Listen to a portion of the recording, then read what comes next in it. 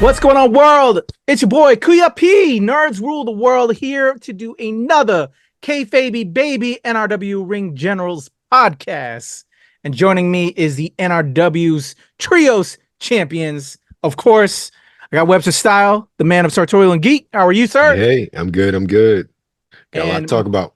Yeah, man. And of course, you see the what the fuck? The what? It's my man, Sean Mongold. I'm sure we'll be learning more about that new burlesque, brawlesque, if you will, very soon. How are you, Sean? No, I'm just playing. Yeah, I'm doing good. I'm messing with you. I was like, no, he didn't. I got you. Yeah, no, I'm good, man. Yeah, ready to talk about some wild shit, man. It's been a crazy week, so I'm ready. All right, y'all. We are coming off of, as you see behind me, WrestleMania XL, WrestleMania 40 weekend, an insane amount of shows, even outside of WWE. We had some AEW stuff go down, just crazy times. It's wrestling kind of, this is the time of year where there's a lot of things going on with wrestling. So we're going to be talking all things WrestleMania. There was some craziness over at AEW that went down. And so let's just get right to it. I'm tired as hell because I'm still recovering. If you follow me on IG, I actually went out to cover a little bit of it and meet essentially the entire roster on all the shows, which was insane.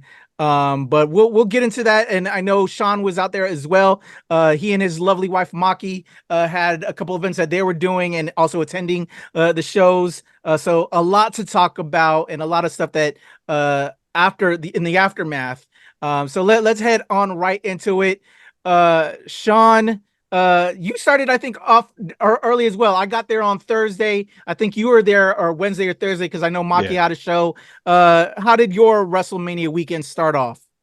Man, we went up on Wednesday. So we have some friends. They run New Fear City, which is essentially like a Brooklyn-based deathmatch wrestling promotion. So Maki does because they do like some go-go things and like intermixed in between their matches, because a lot of their matches are usually like no wrestling ring, so they're like in the floor, like in the crowd and crazy shit. Like, I mean, I've had like light tube glass shards in my arm before bleeding for some of the matches, which gets a little crazy.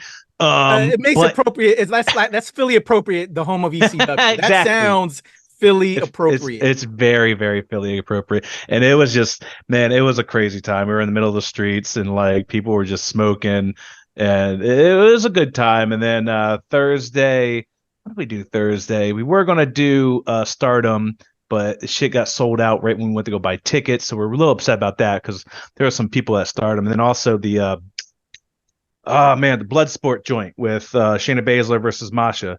We wanted to get that to get tickets sold out. Like as we were driving up Wednesday, we're like, look for tickets, because like we're booking our Thursday. And then CM Punk was there too, man. Like a lot of people were at the Bloodsport joint. I was really upset that we didn't get to go. But Friday was another New Fear City joint. It was out in the skate park. That shit was wild. Someone OD'd at the skate park. It was, one of the wrestlers from Florida had Narcan. It was wild, man. Like they were wrestling in the middle of like the skate dome, like skate vert ramp thing. Right. The girls were dancing and shit. It was cold. It was brick as fuck, dog. Like that shit was crazy. It was so fucking cold. But then Friday night we went to For the Culture, which was great. We met Ricky Starks. Ricky was out there. Ricky was all over the place throughout the whole weekend. And then Saturday we went to, what did we do Saturday? We did Effie's Big Gay Brunch, which was fucking fantastic. I love Effie. So GCW essentially, I don't know if you went to any of those shows, Pat, but it was at like that caterer's joint right in Jersey, right across the bridge outside of Philly.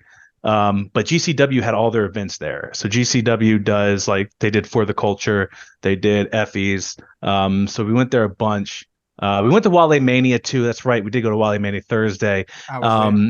It was interesting. Like if you're not like up in the VIP, or like knowing people backstage to get like on the stage, it's a little interesting because like you're just like watching people on stage, and they're bringing out wrestlers and shit. So it was just, I don't know. We were expecting something a little different, I guess. I don't know. So we ended up leaving really early. We just took a couple photos and got the fuck.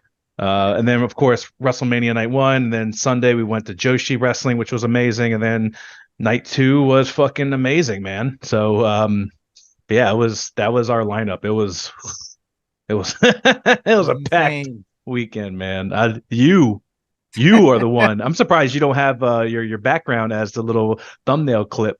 Right. From you being all over the LA Night, you being all over the LA Night stuff, man. I was like, bro, I was just like, you were in every thumbnail. I was like, how the fuck did you go from I don't know if I'm going to be there to bro? And I even everybody. almost went back home as soon as we got there because just some of the insanity. But it was a wild couple of days, man, for me. It was crazy.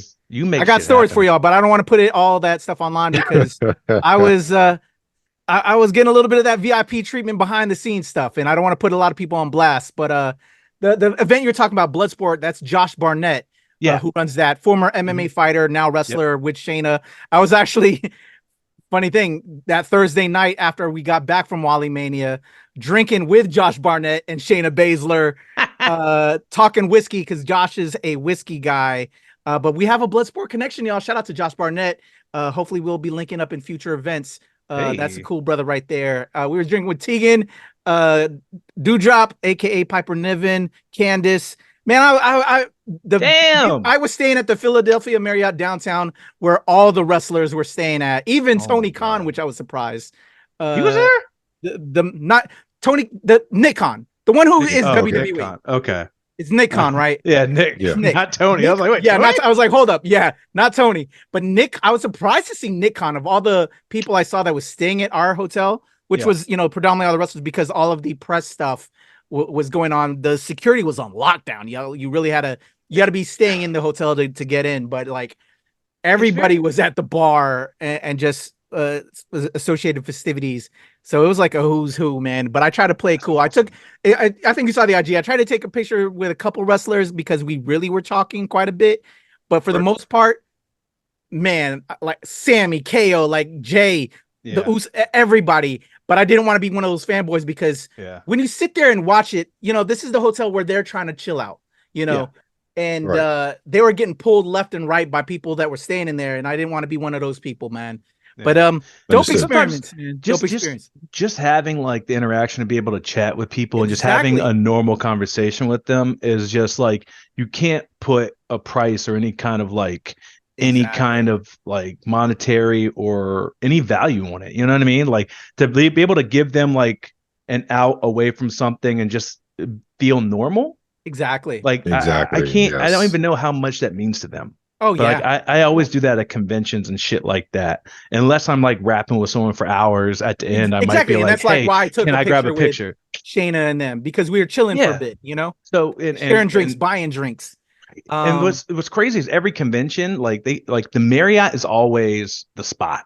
Yeah, that is true. Like when they bring out guests for like any Comic-Con or anything, they're staying at a Marriott. It's because they travel so much and we get rewards. Like I'm a Marriott Rewards member. I want my rewards for all the traveling. Yeah. That's awesome, but man. Good times, man. I'll share stories with you guys offline because I want to put, a lot of some of the private stories that I got on blast. But good times, man. But let's get to this card. There's a lot of wrestling stuff. They don't want to know about our experiences. They want to talk about what we saw and the stuff that went down. A lot of big changes. I'm curious with you both. What were some of your biggest moments from this WrestleMania?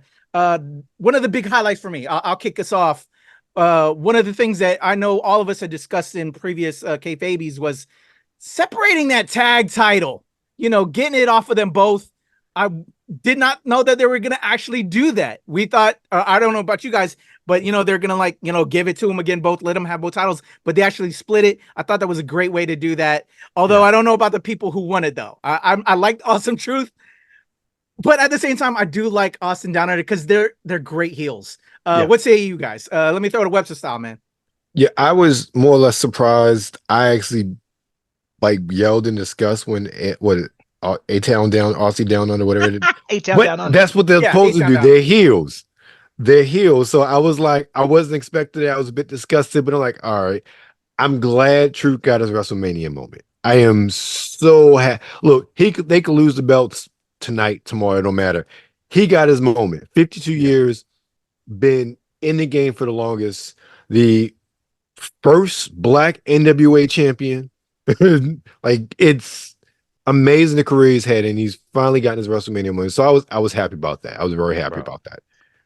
And what do you think about the other team that got it? Oh no, we did both. You did. Yeah. I'm sorry. Well, Sean, how about you? What did you think about the split? You know, we knew it was coming. You know, we even talked about it in last predictions, I believe. And then also they kind of like the last week leading up to it, they started calling it the Raw and SmackDown titles. So we kind of knew. And then just the way that, you know, live, we saw how they set it up, the belts, how they're separate. Like, we thought that maybe Truth would do the funny thing where he grabbed one titles but not the others, and that would cause the split. But they literally, you know, had titles so far apart. I am shocked they let A-Town Down Under get it first. Like, I thought the whole build up to splitting the titles would be our, you know, Awesome Truth getting it first, R-Truth be the one grabbing it, and then forgetting the other titles. Like, be so excited. But you know, it still played out really well. So I am very, very excited for Awesome Truth. I popped hard. I actually, and we did like a little bingo, like a little like I saw bid, that picture. and I called A-Town Down Under to win because I was thinking about it. I was like, man, if it does split, it doesn't make sense to have two faces, you know, as a tag team. And then you also can't have, you know, both of those belts on one brand. And I was just like, man, A-Town Down Under, they're on SmackDown, they're heels. You know, they've been, you know, kind of doing a lot of like weight pulling the past couple months, you know, especially in Australia. So I was just like, let's go ahead. So I picked them on my card. And like, because I don't think I picked them on our predictions. I was like, man, fuck them. But like when I was doing my actual bid, when there was money involved, I was like, let me think about this critically. I was just like, oh yeah, it's these two winning. And I won that night too. So I predicted it pretty much all. Outside of was Sammy and Gunther the first night? I can't. Yeah, it was. Right? Yeah, it was. Yeah, it was, yeah. Yeah, that's the only one I didn't think would happen. But we'll get to that. All right, so let's since you're already on you, Sean. So what was one of your highlights of moments from the weekend of matches? The Rhea Ripley entrance, dog. The Motionless and White. Like, I listen to them pretty much fucking daily. They're on like all of my playlists, and like to have that live intro.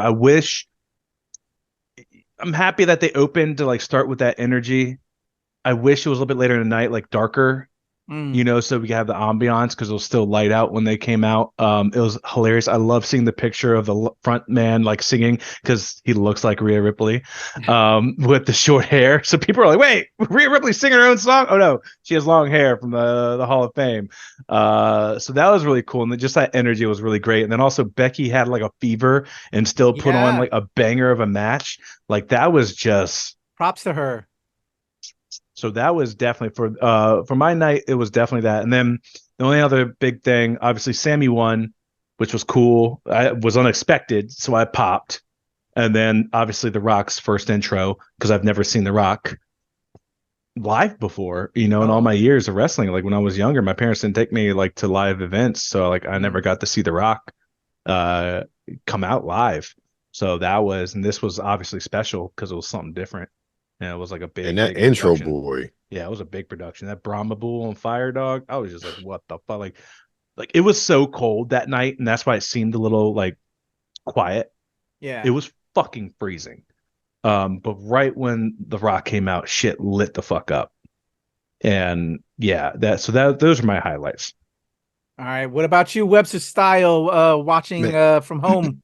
Yeah. I was the only one that had no sort of experience outside of being in my den, which was great because I had great company who was excited from 12 o'clock Saturday was Stand and Deliver all the way through to Sunday night. Oh, yeah. We can't forget Stand and Deliver. We got to talk about that, too. And they made signs and everything for us to hold up for the main event the first night for The Rock and Cody. That's cute. Yeah, that was great. So I had a great time at WrestleMania. But no, I wasn't disappointed between any nights. Honestly, I can say this is probably because even like talking about last year and year before, it's probably the first WrestleMania that I like. There's some low points, but I was invested from beginning to end. The stories they're told. I think for me, and this is we saw on night one, right? Yeah. I was surprised about Gunther losing to Sammy, but again, that's the story. That's a feel-good story. And Sammy's been a workhorse, so that is a good thing for him as far as that's concerned. Rhea was great, but that main event, man. I give a lot of props to The Rock. He looked great in the ring for somebody who hasn't had a full match in 8 years. Is it longer than that? Because I think it was like 30 seconds, whatever it was. It's been 10 years. Yeah, he looked great. He looked really good in the ring. And the story, this is the thing, the story that's being told, because they set up so many things for the future in that match, not just night two, but we know some of that stuff's going to come back later on down the line. It was just such great storytelling. And I think outside of the action, all throughout the WrestleMania, but even night one specifically, the storytelling was just on point, and it just kept you invested as a viewer. Yeah. Agreed. Yeah. So night one, night two, I'm putting everything all together, and let's also throw in Stand and Deliver. Okay. One of the crazy things with when I was up there covering, I had the chance. I'm gonna lead into NXT Stand and Deliver for a little bit. I spoke for the media day with Lyra Valkyria and Roxanne Perez. Huge fans of both. More so with Roxanne since her Ring of Honor days. Right. Just Roxy. love her. Just super dope conversations. We got Roxy taking back her title from Lyra when it finally came to NXT Stand and Deliver. We also, probably the biggest match, I think, from Stand and Deliver was the whole Carmelo versus Trick events that went down. I had the opportunity to actually interview Trick. You probably all saw those pictures, but what super sucks and still eats me up right now is the footage didn't stay. It something was wrong with the footage. So I lost all of that interview. Trick is super dope, super cool. I actually linked up with him at the hotel before we went off to Wally Mania. And then I got a little bit of their arguments, if you will, because Trick and Carmelo came on stage and there was like a whole thing. Check out my vlog. I actually have that recorded up there. And then later on, they were at the hotel and we chatted it up a little bit. But so upset that I didn't get that footage. That whole interview up, but good times. What did you guys think of NXT Stand and Deliver to flip it over there? Some of the things that went down. Sean, I know you've gotten back into NXT. You've kind of weren't that much, but I know Webster Style and I were chatting it up. But I know that there's a lot of great newcomers now coming up there. What did you think of those matches and any other matches as well? So I did not. I was at Effie's Big Gay Brunch when Stand and Deliver happened, and I have not yet been able to watch Stand and Deliver. So we actually just because we had to rewatch night one and night two, just because we wanted to hear the commentary. Gotcha. Because when you're live, you don't hear the commentary. So, and then especially night two, CM Punk came out, so of course Maki, we had to watch that. So we haven't gotten to Stand and Deliver yet. I'll probably watch it tonight. But I know like the winners and everything. It's nice to see a lot of the titles changing. Yeah. Like a lot of like the younger, newer, like the landscape is changing. Yeah. And I think they really wanted to make that a point all around the brands, as the new era. So I'm hoping that with this new era and the Triple H era, NXT becomes its own brand again. So when we have Survivor Series, it's all three brands. Yeah. You know what I mean? Because like even on Monday, they brought Ilya out, kind of squashed Shinsuke a little bit. It was kind of weird. I don't know how to feel about it. We'll get into that. We'll save a lot of that for future. But yeah, so I didn't really watch it, so I can't really speak on like what my shock moment was for that or anything. All right, no worries. We'll get back to you then, Sean. Eldon, I know you and I, man, we've been loving what they've been doing. What did you think with some of the matches at Stand and Deliver? I want to make a quick comment because I've been thinking about. I wanted to say this since WrestleMania when we got together, and Sean talking about commentary brought it up to me. I don't know, made me remember. I don't know what it is, but with He Who Shall Not Be Named being gone and not being in its ear, Michael Cole is on another level as far as being an announcer, like an absolute another level. His references, just like he was good before. Yeah. He's just like extended to another echelon as far as I'm concerned without having somebody in his ear. Yeah. Yeah. So Let them I had do to say their that. thing, man. Trust in your people. I love Yeah. it. Yeah, I Exactly. agree. He's But been with doing this shit Stand and for like Deliver, over 2 decades. yeah, exactly. With Stand and Deliver, I'm glad Roxanne Perez won.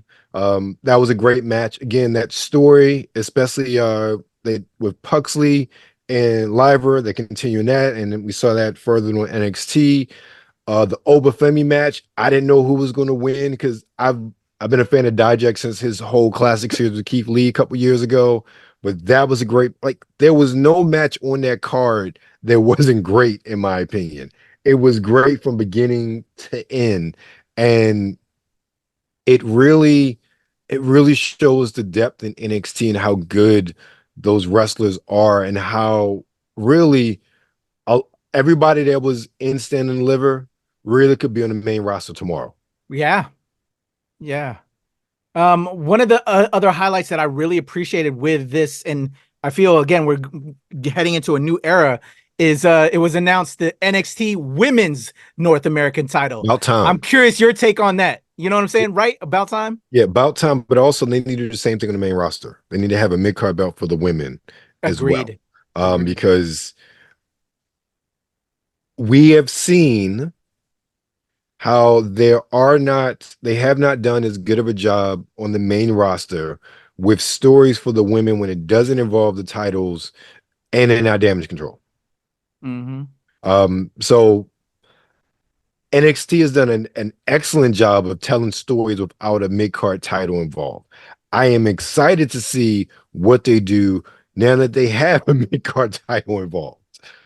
Because they're just, I really would say the way their women's division is booked, in my opinion, I say right now, they're outclassing TNA with the Knockouts division. And in my mind, TNA has been the gold standard of how to book a women's division for years, absolute years, in my opinion. Man, yeah, such an outstanding roster. Let's stay on women's a little bit. We already talked a little bit about the Rhea Becky match, but leading into WrestleMania nights, another one of my interviews, I spoke with Io Sky and Dakota Kai of Damage Control, and we had the Io Sky versus Bailey match that we should chat a little bit about, as well as Damage Control versus, man, it was so beautiful. This entrance, Jade, Bianca, Naomi, I was popping all over the place. Gentlemen, can we get into that a little bit? Let's focus on the Damage Control versus Jade, Bianca, Naomi, Black Girl Magic. I'm gonna call them Black Girl Magic. I don't know if they have a nickname yet, but that's what it was. And then we'll go into Io Bailey. Sean, hit me up on Jade, Bianca, Naomi versus Damage Control. Man, that intro was crazy. Like I don't know what to say. Like that intro was insane. Like I love the split of like Jade being silver, Naomi being gold, and then Bianca being both, like silver and gold, like a combination. Like there was just so much. I feel like their individual music like kind of cut out in an awkward way, which is a little weird. But you know, I don't know what would have been the best way to do it. You know what I mean? But you obviously wanted to give them their own shine. I fucking loved it. Like all of them looked amazing. Fucking Naomi with the Kung Lao hat, the LED Kung Lao hat. Like it was just beautiful. I popped hard. I was like, it's Kung Lao hat. Like I was drunk as shit in the suite, just being like, that's awesome. Cold as shit. The match wasn't anything too crazy.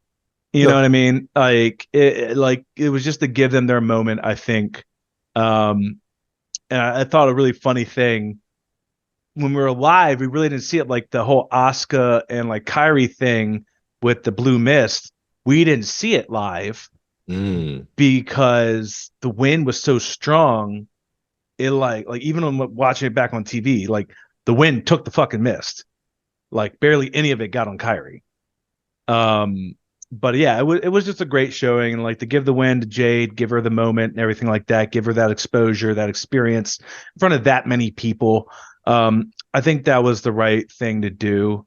You know, and obviously have her with a bunch of veterans and just keep her with those veterans. Like, you know, don't try to push her too fast like you did with Ronda.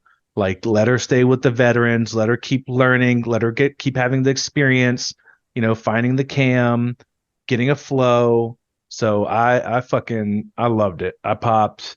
It was beautiful, sexy, everything. So all right, Webster Style, how did you feel with that match?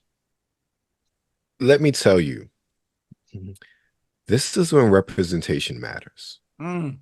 Because of who I have in my house. Ooh, yes, sir. And the reaction they had in that intro. And mind you, they became a fan of Trinity because I had them watching TNA when she was there. So she's like, Trinity, Trinity, Trinity. She's like excited. And I think that is the first time I've ever heard her reference the fact that they are all Black women, that they look like her. And I sat there and I'm just like, this is exactly why this matters. And then even in that match, she loves Asuka. She loved Asuka for years.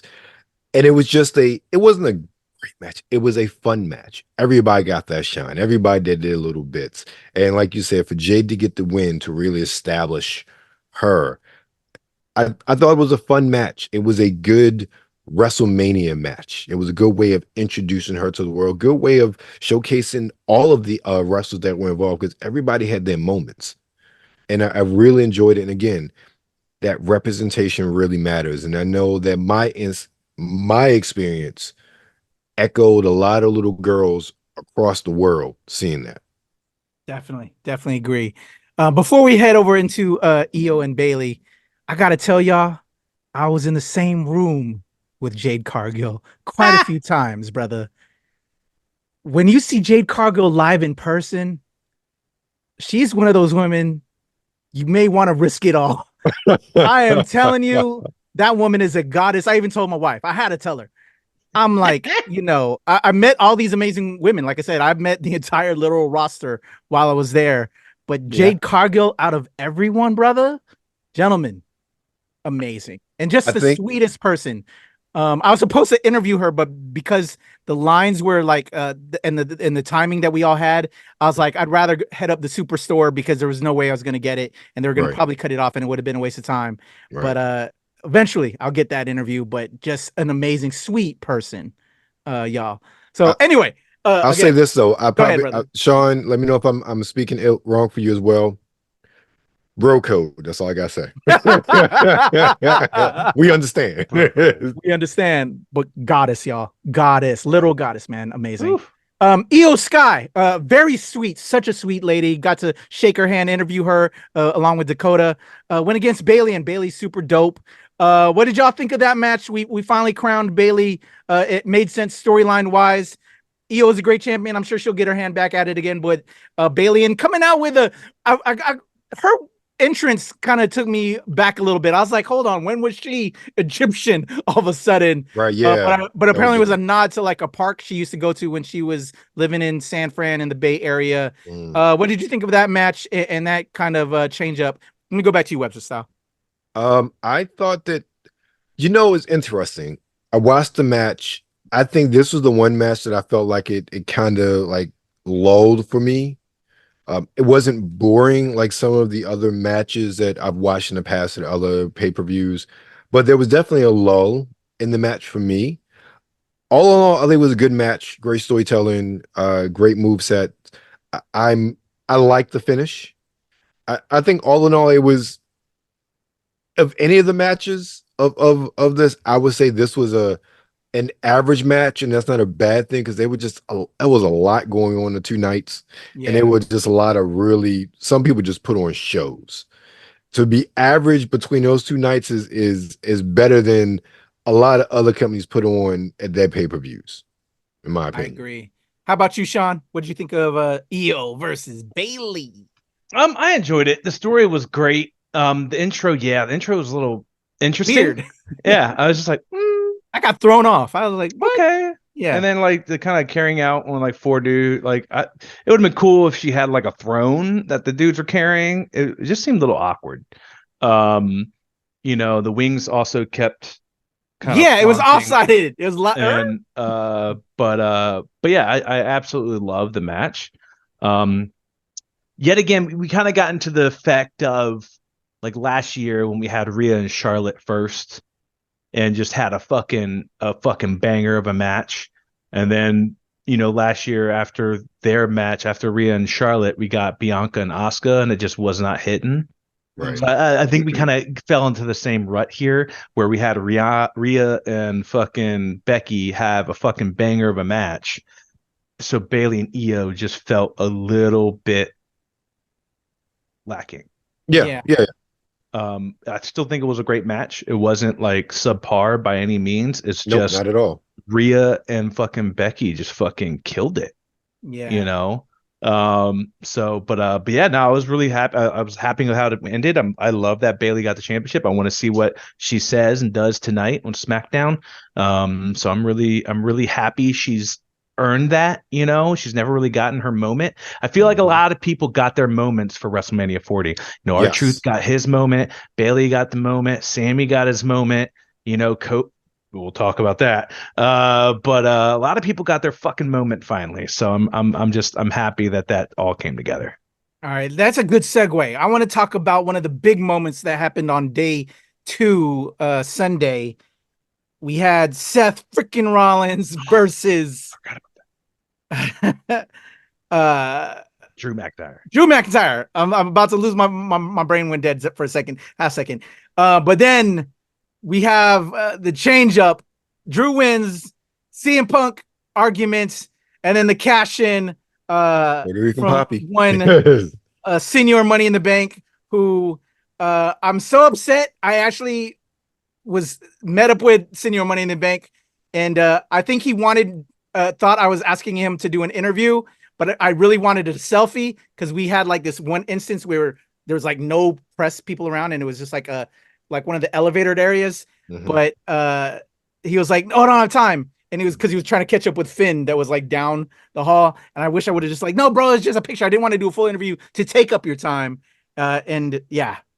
So anyway, one of the moments that I wish I would have stated my means, because I would have had another picture with another champion from over the weekend. But what did you guys think about that? The match, the cash in.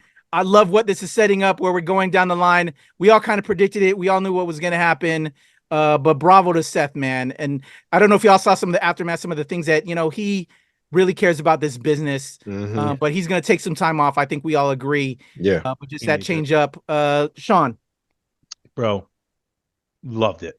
So another fun thing, the guy one of the producers and wrestlers at New Fear City, that deathmatch promotion, he told us, he was like, "Oh yeah, it was like the E tapped me to do something for the Viking Raiders, like to be like a Viking or something like that." And we're like, "What?" And I'm like, "I don't think the Viking Raiders are supposed to be on this fucking card. Maybe it's like a pre-show thing." But he ended up being one of the Scots dudes with the swords during Drew's intro. Cool. So they just kind of did a little, a little blue herring there, so they wouldn't know it was Drew McIntyre. So I thought that was pretty cool, and we saw him on the screen and everything. But yeah, the match was great.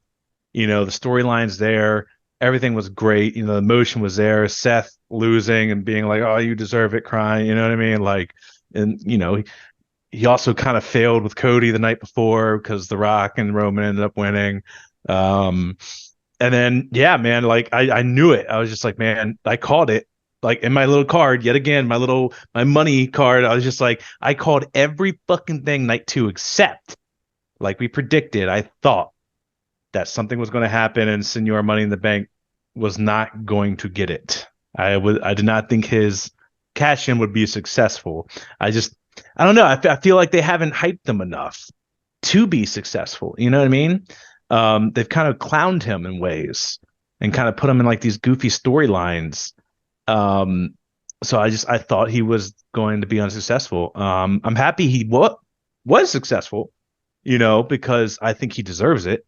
He's been in this company for a very long time, and he's a hard worker, and he's great in the ring. Right. Not the best on the mic. But I think the backstage kind of promos have been helping him, get more comfortable with talking and things like that. So I'm hoping that it like chugs along. But yeah, man, it was a great match.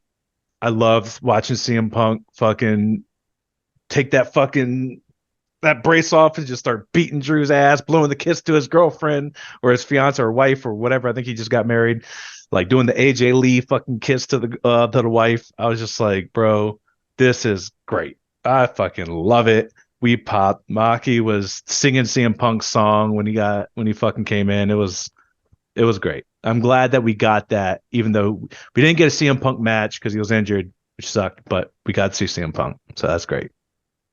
Webster Style, what did you think of the Drew Seth match? I thought it was really good. I enjoyed it. I thought that the match itself was a perfect time. Like, it not too long, not too short. Great wrestling. The two men told a really good story in the ring. I think we've all three of us have talked about Seth over the past few months. And regardless if we don't like some of the things that happen or he does, we all acknowledge how much of a workhorse he is and how much he has carried the company in many respects, especially once he got the world title or the world championship. It was perfect for him to lose to Drew, and especially considering, again, what happened night one. It made sense storyline wise, and I loved how they had Punk interfere and then Drew get cashed on, because then Drew's own hubris and anger got the best of him, and that provoked the bear. He poked the bear bit him, and then CEO Money in the Bank was able to cash in. Had Drew not poked the bear and gone about and celebrated his win, he would still be a champion till this day.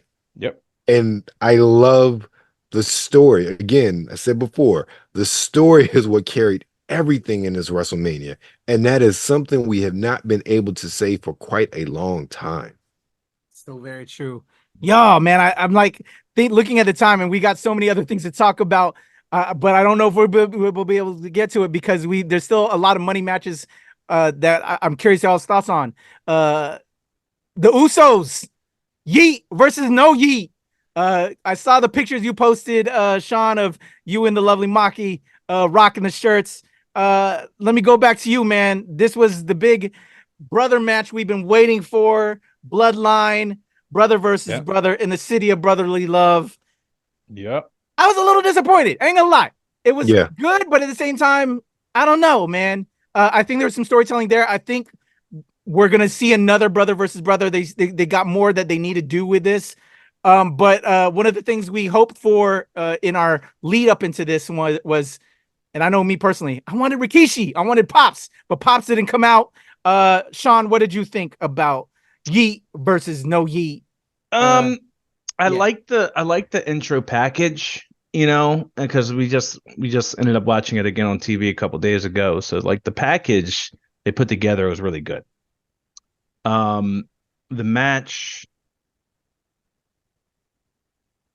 I mean, it had emotion in it, but it didn't feel like there were stakes. Right. And when you're telling stories like this, and they've done it before too, with brothers before, where they kind of hinge it all on just the brothership, like they're brothers, they're fighting story, and it's like that's great, but you need something more than that. You can't just like, I guess they tried to spin it like a revenge thing because Jimmy, stopped Jay from winning, and but they're also kind of forgetting that Jimmy was the first one to turn on the bloodline in the very beginning, and Jay was in Jimmy's role. Like, so they're omitting a lot of different things, especially in that package that they kind of presented. So it always gets a little confusing. I remember this was kind of when we were thinking that the bloodline shit kind of was like floundering. And I guess they wanted this to kind of like, like it was also overshadowed. It's overshadowed by something bigger within the bloodline. And I hate saying that, but it was. You have The Rock, you have Roman, you have this historic fucking title run. Like, they should have pushed that off another year. Agreed. Because both of them came out again in the main fucking event at night 2. You know what I mean? Like, they would have still been able to get their intro. So it's just like, why did they need that match? Like, you kind of wasted it. You could have built it up for a whole nother fucking year. And then, like we said, with Rikishi, we knew he was there. He was at the Hall of Fame. And you didn't use him. Right. You brought back all these other people for the main event, but like you didn't bring Rikishi out. And it's just like, man, like this is 40. Like this is XL. You should have went all out. So yeah, I hate saying it, but that was kind of my matches of the night. I mean, it was, you knew who was going to win. It was very predictable, and it doesn't, in my opinion, it doesn't do anything to further the story. Yeah, a little bit of a disappointment, or a lot of a disappointment. Yeah. How about you, Webster Style? I would agree. If there was any, not saying it was a bad match. I mean, and that is probably the hardest part, because it wasn't a bad match. It just was disappointing because of the expectations I think we all had for this match. That's the biggest part of it. But this could have been a match that could honestly, it could have been on SmackDown, could have been on Raw. It was the hype and the grandeur of it being on WrestleMania 40 just wasn't there once it actually happened. Like I said, wasn't a bad match at all. It just was disappointing based on where it happened. Agreed. I think definitely a match that will be to be continued. Because just was lackluster, but also I think the way they even played it out, though, that there's more that they need to do with it, and I think they know that as well. But let's head over to the big match, because looking at time, I know there's a couple things we really want to get in there, but we got to talk about the match that changed it all, the end of a reign. I wanted, before we get into it, man, can we give love and respect to Roman Reigns, man? Oh yeah, definitely. The bloodline, a lot of people, Absolutely. Cody this, Cody that, man. Respect to Cody. I know we all wanted to finish. Well, I don't know whether they finished the story or not. I know, I know, Sean, you wanted to change the story. I believe you were very firm on finally finishing the story. I think you as well, Eldon, but yes, I eventually for me, but I also would have loved and grinned if he didn't, just because it just played into just this storyline and eventually, but fuckery. Respect to Roman, man. You got to give Roman his love and props. That made it, they gave us great wrestling from Bloodline stories.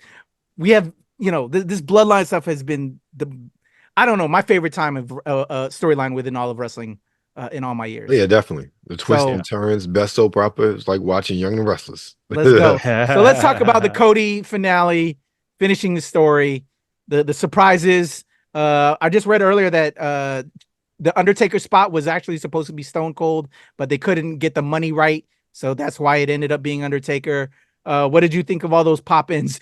John Cena kind of got played. I thought that was kind of hilarious. That was weird, but got quickly played. What did you think of all of that, this finale? Sean? Yeah, that was the match that we popped for. It was also really weird how they structured it, right? Like, this main event was a lot earlier in the night than night one. Night one, I was fucking exhausted. Like, I guess they just had a more stacked card on night one. Yeah. And like that main event just dragged on. Like, it was super slow to start. This one, it felt right. You know what I mean? And yeah, the pop-ins, I mean, it was a lot of fan service. You bring in Solo, or you bring in Jimmy, you bring in Jay, have their whole thing. They continue their feud, blah, blah, blah, blah, blah. Of course, they hate each other. They're brothers. Solo comes out. I did like the spear and the fucking Samoan spike that they hit together, and then Cody is still kicked out, and then that's when fucking John Cena came out to save the day. And that was great. I knew that was coming. The Shield thing was a little interesting. Yeah. That didn't play well on TV. It didn't click in my head for the longest time. At And first, I was like, hold up, we're gonna have John Moxley up out this. That's what I thought. I thought the same fucking thing. And then Seth came out and did fucking nothing. And I loved it. Maki sent me the thing where it's just like, I'm here to do something. And it's like the bard of the group, something. And then it's just like the very end. And he's like, I didn't do fucking shit. It was like Seth Rollins. And I was just like, that's exactly how I feel. My man came out there to get nothing. But then it didn't really play out live, the whole like decision on who to hit with the chair. So like obviously people were talking about on Twitter. I was like, oh shit, that makes sense. Like Seth came out to use Roman's revenge on like the chair shot to his benefit to help Cody. I was like, that makes a lot of sense. So I understood that. And then The Rock came out. I did not understand The Undertaker. I was waiting for glass to break, and I was waiting for fucking Stone Cold, and then I got the bell tolled, and I'm like, like I know some people popped hard. Some people are obsessed with the Undertaker. I'm not one of those people. Same. I would have much preferred fucking Steve, because Steve and The Rock feuded for so long. They had so much story together. That would have been the perfect opportunity to bring Steve out there, stun The Rock one more time, watch a beautiful oversell of the stunner like The Rock used to do. Bro, I would have jizzed my pants. The only other person I would have seriously just I feel you. The only other person that would have made sense would have been Triple H, and we know that would happen because he and Rock feuded for a long time too, especially over the IC title. Undertaker didn't make sense. I love the moment though, but it just didn't make sense. People were trying to correlate it like, Roman was the only other person besides Brock to give Undertaker a loss at WrestleMania, and that's why he did it. And I'm just like, but he chokeslammed The Rock, not Roman. Yeah, not Roman. So it doesn't make any sense actually. But yeah, it was a lot of fan service. So, I still popped hard. It was still a great match, a lot of drama in it, and then like having them all the baby faces come out at the end and like cheer with Cody and then Mama coming out and this and Mama other, Rhodes. like it was Mama Rhodes. Yeah, it's a beautiful moment. Did you cry? I didn't cry. I was drunk and just cheering my ass off. But yeah, it was a great moment. I loved it. I love this WrestleMania. It just kind of came together. There were very, very, very few, dull points. Yeah. But overall, it was an amazing show. Yeah, I didn't cry, but I felt the emotions. Yeah, as definitely. Longtime fans of we've been all watching this. It was that payoff that Cody deserved and all of that. I was just sad for my man Roman. And not that he needed our sadness, but just such a great run, and it gave us such great stories. I'm looking forward to the future of where they're going to go with all of this now, building out from this. How about you, Webster? What were your feelings about the Cody Roman joint? Oh, I thought that it was really good. I guess to my benefit, I hadn't seen or watched anything for any possible spoilers that whole weekend. So everything that happened, after Solo was pretty much unexpected as far as I was concerned. I love the way they did it because my biggest concern was, what are they going to do to top that match from last year? Mm-hmm. And they found the way to do it and do it well. And Sean, like you said too, as far as it happened early in the night, I was sitting there and I'm sitting there like, wait a minute, the main event is next.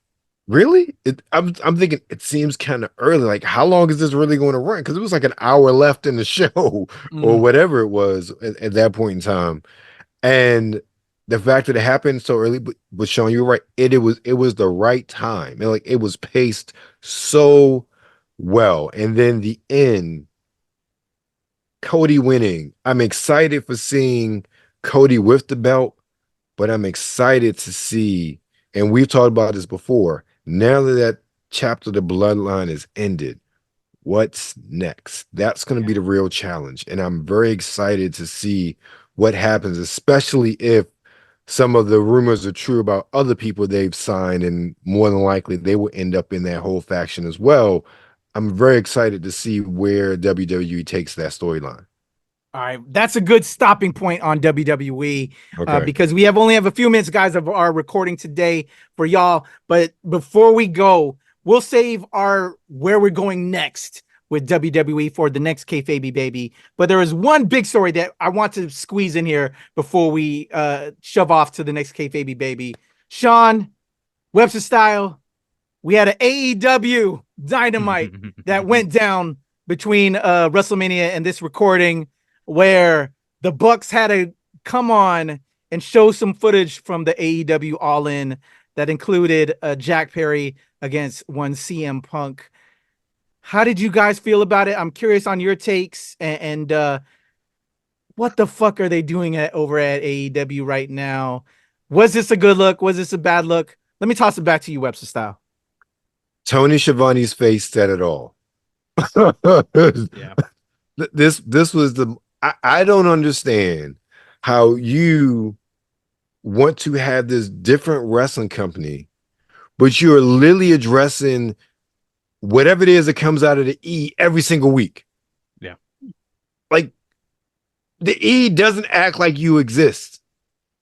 TNA doesn't act like you exist. Yeah.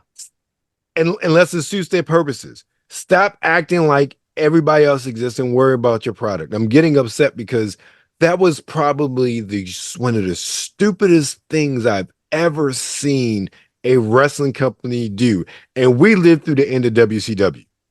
Yes. I mean, that is stupid and putting a bet on David Arquette. Yeah. Like, because it just, we were gone. We passed that. All right, let's move on. Nothing to see here. And you just literally, like, you like they were shouting another company's wrestler at your show. Yeah. That just man. Blasphemous. Do you know how foolish you look? Like, Tony Khan needs to just step down and have somebody book, and he just be the money man, like straight Absolutely. up, because he excuse my language, he's fucking up. Like, Yeah. I personally, after that, I'm like, this is how you run your company? I have no desire to watch it at all, because that turns me off, because that lets me know how petty you are and how he proved CM Punk right. That's all I gotta say. That's it. Although CM Punk showed himself to be an asshole. I personally feel he showed himself to be an asshole because he started the fight. I don't. So He he's doesn't a think grown CM ass Punk is an man. asshole He to should know begin with. better with the younger guys. You know, you're a locker room leader, and he should have done that. Here's my thing. So go ahead, right? Sean. I have shoved people for saying some wild shit and getting in my face. Okay. I've shoved people and smacked people for saying racist shit, for homophobic shit.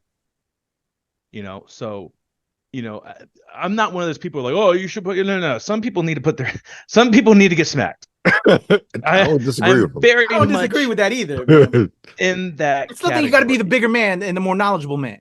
Absolutely.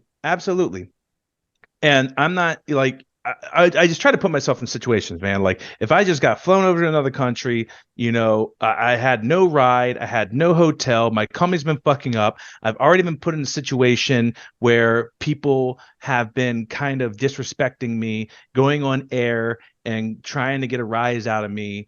And the boss is not trying to be a boss, but just a friend to everybody. And they promised it was something different when he came over, because he came out of retirement specifically for that company, and you're given the world of expectations, and then nothing's happening.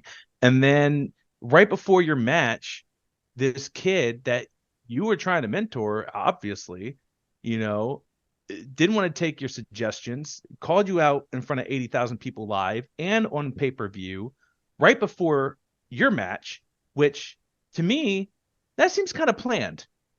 And to have them meet up like that, like, I'm sorry, Tony, someone should have had the wherewithal to be like, he just called out CM Punk.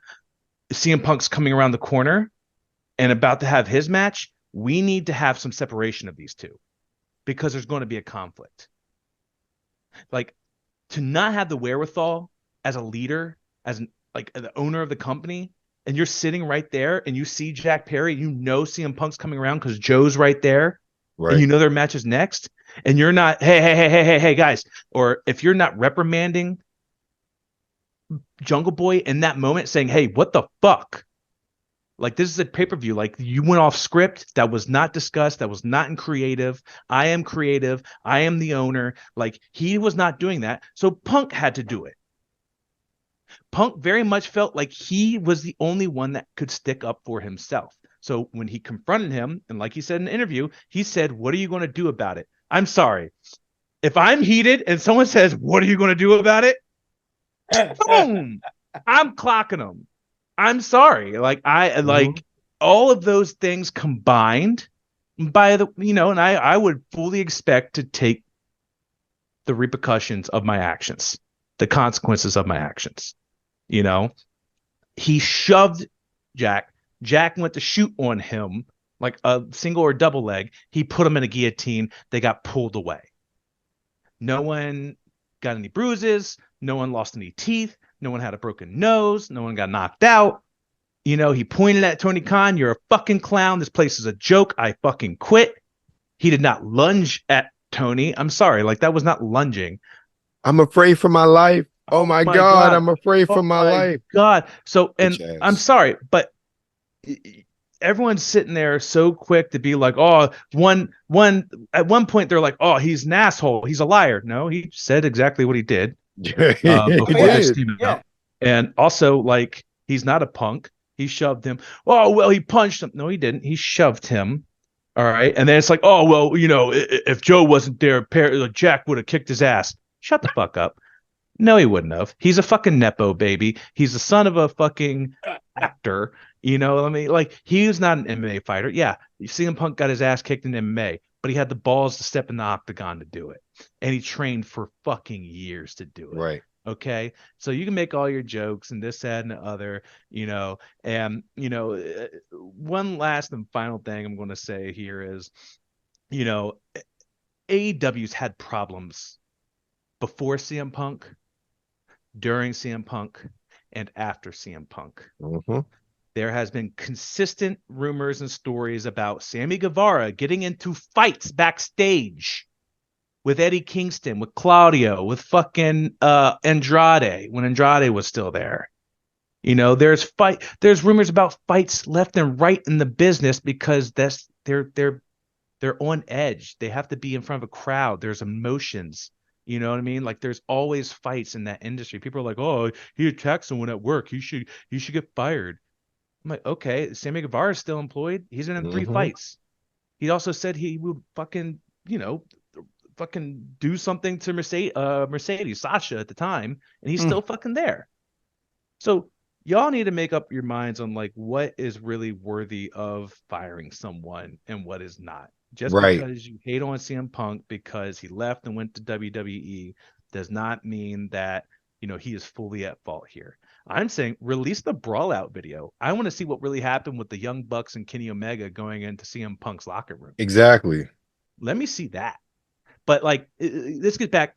You're using this as a promo with the FTR. Bro. And it made no sense. And how bad they made FTR look, all of that. And you did this in West Virginia where people don't give a fuck.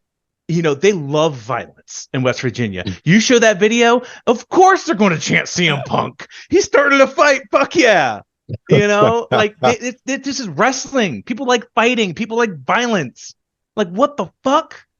Like, what did you think? And then, of course, no one was saying anything. There was no pops the rest of the night until Mina came out and kissed Mariah. And, like, you should have started that, huh? That happened? Yeah, Mina Shirakawa, who we saw at Joshi, actually. Maki got a picture with her. She's really sweet. She came out and made out with Mariah May. Anything for ratings. Okay, great. Exactly. But like I said, like, you did that. I would have respected them if they did, like, a reenactment of it. Like, do a reenactment of a wrestler who caught on fire, and then do a reenactment of them reacting to it because they're EVPs and they got distracted. They're like, "Oh, we got distracted because of this," and they showed the real footage because they wanted to fucking take a dig at WWE and CM Punk, and hopefully people would get mad at him. But it's just like, he already came out last week and said exactly what happened, and you just proved him right. Right, exactly. You proved him 100% right, and that's the biggest issue. Nothing you did saved you. Nothing you did made you look better, or what he did was wrong. He said what happened. You incorporated another company, a competition, and another person, a competition's wrestler into your storyline, and then you also, in the same vein, the very next promo, have Will Ospreay go out there and shoot on Triple H. Y'all are stupid. Again, You're dumb. there's You're no waging reason. so many promo, and it's just like, oh well, they took shots. That was during an interview, and there's speculation on whether or not it's about you. You're Exactly. taking prime TV time on your main television show to shoot on these people. What? It's almost like if they didn't have the WWE, what would they talk about when they're programming? Exactly. Yeah. Like this is the only way you have a story for Young Bucks versus FTR again. And then only way. And then with Edge and what he said as well. Oh, good vibes. Yeah, good vibes. You know, like let's stop, spreading negativity. Exactly. And then here you guys are, like, Edge is being like, oh, let's do the, and that's one thing. It's just like, I love the Edge match. Edge versus Penta was great. Right. No story behind it, but nobody's talking about it either. Exactly. Yeah, because everything else overshadowed it. As I said, right before Mariah and fucking Mina kissed, that crowd was dead silent for like 40 minutes. Damn. It was crazy quiet in there until Mina came out. Because even when Mina came out, no one knew who she was. You're in West Virginia. You think West Virginia people are watching fucking Joshi wrestling? Mm-hmm. Watching any indie shit? No, the fuck they're not. The hell, know your audience, man. And then, but of course, made them kiss, so they did know the audience. Because then they're like, "Oh fuck yeah, these hot women are kissing and making out in the ring, drinking champagne. Right. Hell yeah!" But yeah, it's. I could go on and on about CM Punk shit. I think that actually did wonders for him. I think that gives WWE a lot of content to now riff off of. Yeah, it gives Drew and him, because that Raw, he screwed over Drew again and did the whole troll thing, grabbing his foot when he went to go do the Claymore. I'm just like, they don't need a belt.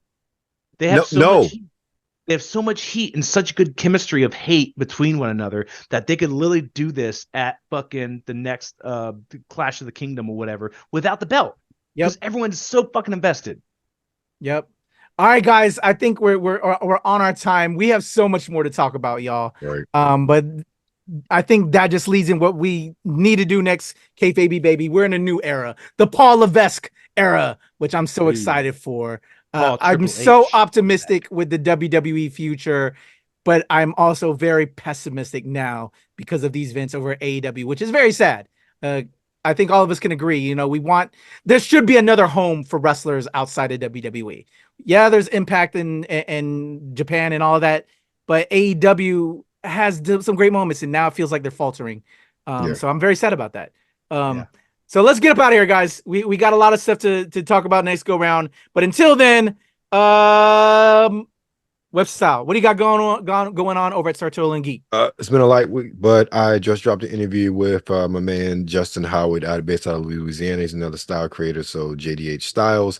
We had I wouldn't call it an interview. We shot the shit, talked about fragrances, style, representation is on the internet as men and as black men specifically. And, so that interview's up now. I may get to a couple of other things before the week is out, but that's definitely up right now. There you go. Big Sean, what's good? What the fuck? Yeah, What the Fuck show is coming up in 420.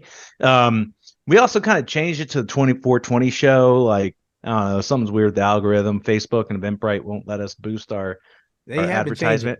They won't take our money to get paid advertisement because of what the fuck, I guess. But even when we change it to 420, they still won't take it. So algorithm just seems exactly. What the fuck? Take our money. We're trying to literally pay you. There are no titties or anything on our poster. It's literally just what the fuck. But yeah, so guys, check it out. If you go to Eventbrite, just look up the Nerdlesque Festival or DC Browlesque right here. Boom, there it is. I don't know which way this, mirror flipping of the camera fucks me up all the time. But yeah, or you can scan the QR code in my my little banner right there, and then it will take you to our show. But that is next weekend, so it's gonna be just weird and shit to make you say what the fuck. I love it. Y'all, go show love to my boy Webster Style, as well as Sean Mongold. What the fuck? All the things that they've got going on. Their links are in the description below. Mad love to my homies, my trios champions over there. Y'all on the NRW, you know what is good. Man, crazy times at WrestleMania. I'm really trying to get NRW into the wrestling world.